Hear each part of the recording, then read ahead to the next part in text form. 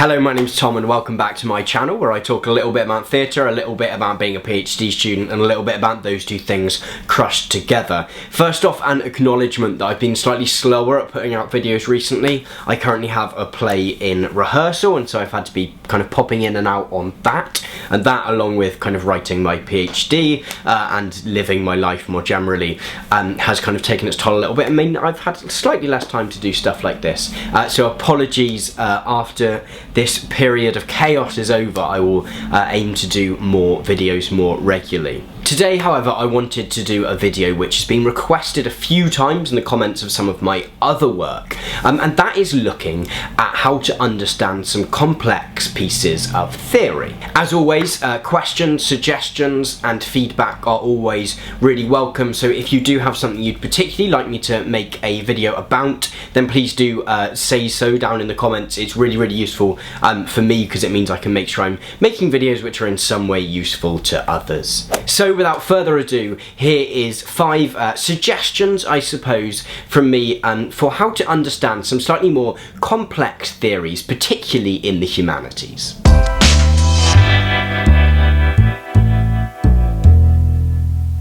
Number 1 isn't so much a strategy in and of itself, but more a general piece of advice, and that is not to be ashamed when you don't instantly understand something.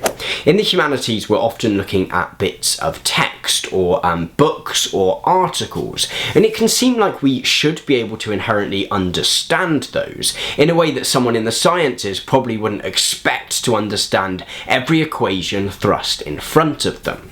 And so first off, I just wanted to say that it's important not to feel ashamed when you don't instantly understand something.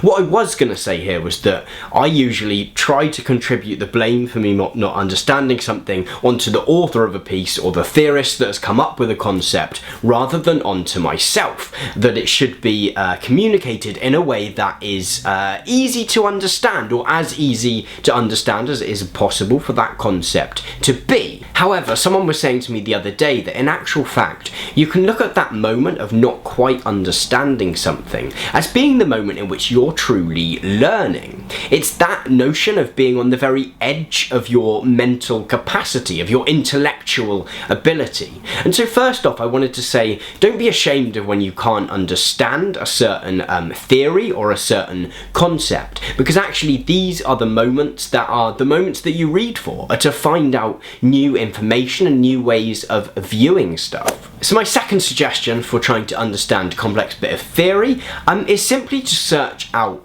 a more introductory text. I think certainly once you go beyond undergraduate level and start to be at M level or PhD level, it can feel like you've always got to be looking at the original source book, so the original book written by a theorist who has come up with this great concept or great theory of hegemony or everyday life or something like that. In actual fact, I often find it really useful to go to one of the Oxford very short introduction books, or indeed when I was in my MA year, I had a book which was a kind of graphic introduction to aesthetics and was all full of cartoons and didn't feel particularly academic. Yet that book was a really essential part of me starting to understand the more general theories of aesthetics and how those ideas have built upon one another and where we are kind of now with how we view aesthetics. And again, this is a certain thing of swallowing your pride a little bit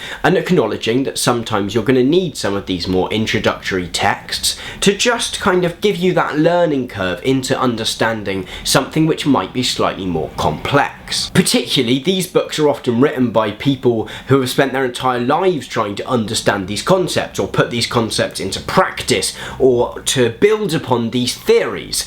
And even the greatest professors on earth aren't experts in everything. And so if you're trying to understand a new piece of theory or a new concept, then these introductory books can be really helpful. Thirdly, and this kind of builds upon my last comment, is to try and find a slightly more up-to-date book.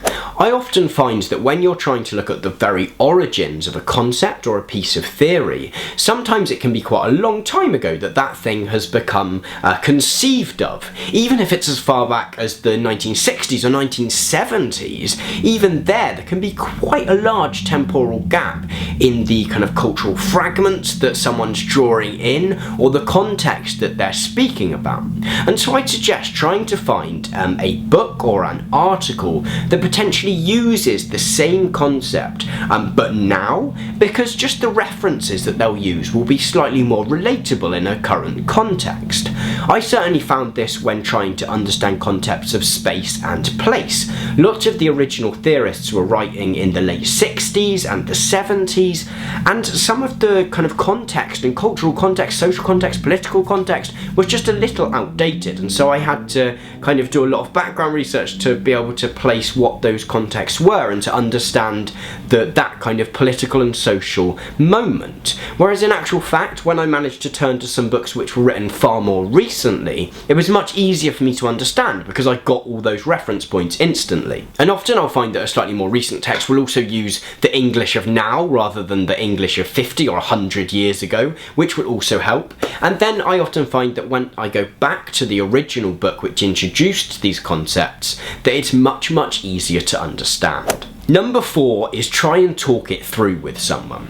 Now, it might seem more obvious to ask someone to explain a concept to you, to find someone who is far more familiar with the term and the theory to explain to you in their own words how it works. But I find what is far more useful is for me to try and explain a concept or theory that I don't quite understand to someone else. Now, this can be someone who has a big knowledge of this theory, because their kind of prodding and their question asking can be really valuable.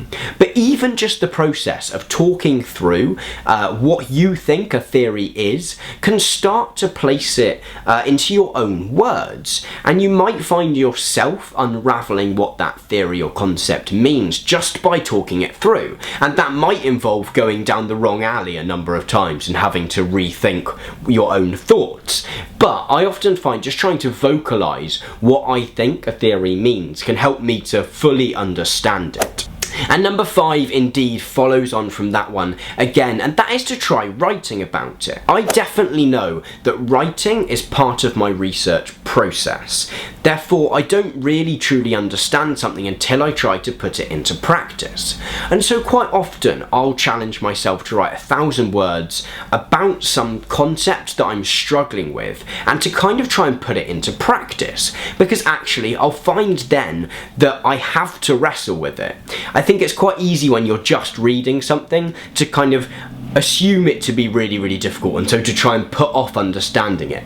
But actually having to put a certain theory or concept into practice forces you to realise how far you've got to go, or perhaps how close you are to understanding a bit of theory. It might not be successful, you might find that there are still huge gaps in your knowledge of that theory, but what it will often do is help you to solidify which bits you are understanding and which bits you've still got a little bit more reading to do on. So those are some very introductory kind of initial thoughts that I had on trying to understand complex pieces of theory. If you have any questions, then please do let me know, or if you have any suggestions, then to be honest I'd be very interested to hear about them. Thank you so much for watching. Once again, if you've enjoyed this video, then please do consider subscribing or giving it a thumbs up. Thank you very much, and I will see you shortly.